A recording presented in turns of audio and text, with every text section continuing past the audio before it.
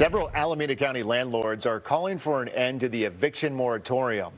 It has protected tenants from being thrown out of their homes since the early days of the pandemic. KTVU's Brooks Giroux has been digging into the adverse consequences. He's live here in the newsroom with more on how some of the tenants have exploited it. Brooks?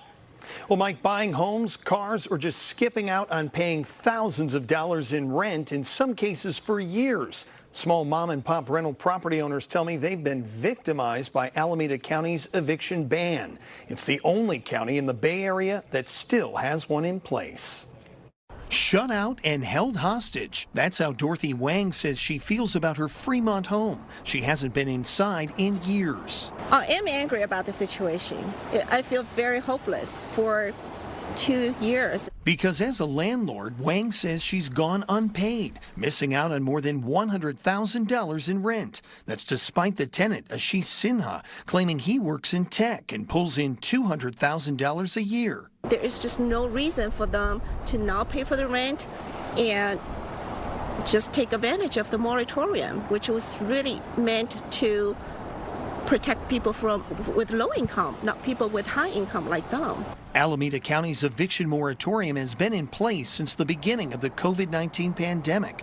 The law was designed to help renters facing hardship with no eligibility requirements and no proof of COVID-related impacts needed either. Initially, Wang gave her tenants a break on rent. Then the payments just stopped. She needed them to get government assistance, but requests went unanswered. The application denied. They just refused. They just ignored us. But it's hard to ignore the documents that show they bought a new house, yet are still staying rent-free here.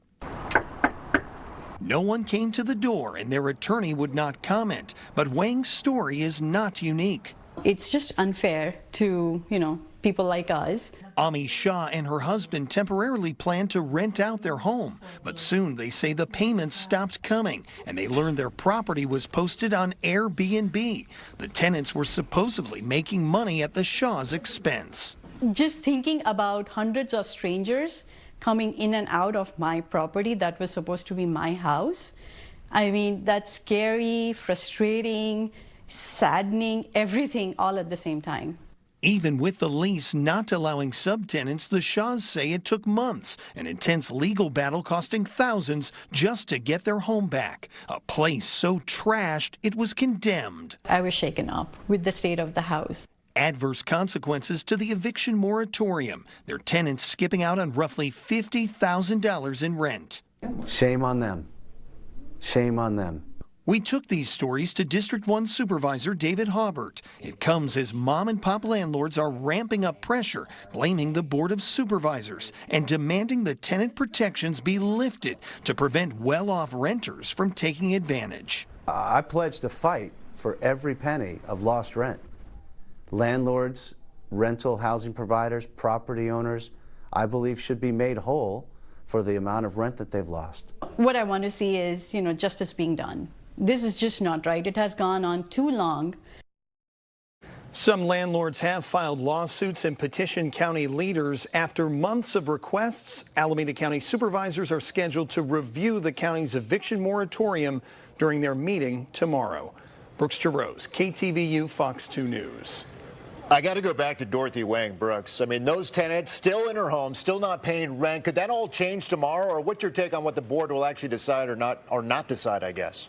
Well, Dorothy is still not able to get inside her home. Supervisors are going to have a hearing tomorrow and may or may not take action. Also, the COVID state of emergency ends tomorrow. So as written, the eviction moratorium would end 60 days later. That would be on May 1st. That just means then landlords could begin the eviction process for non-payment of rent. As for going back and getting that money, that's still too early to tell, Mike. Yeah. All right, Brooks Giroux live tonight in the newsroom.